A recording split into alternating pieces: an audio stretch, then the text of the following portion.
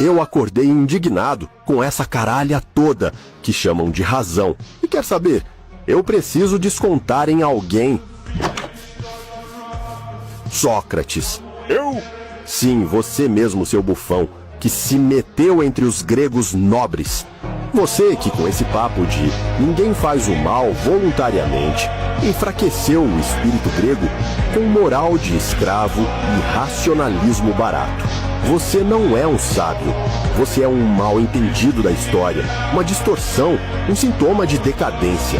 Enquanto os gregos celebravam a vida, você apareceu com essa sua feiura e esse seu discurso moralista, querendo corrigir o mundo com lógica. Mas a vida não se explica, ela se vive. Ô louco, só sei que nada sabe.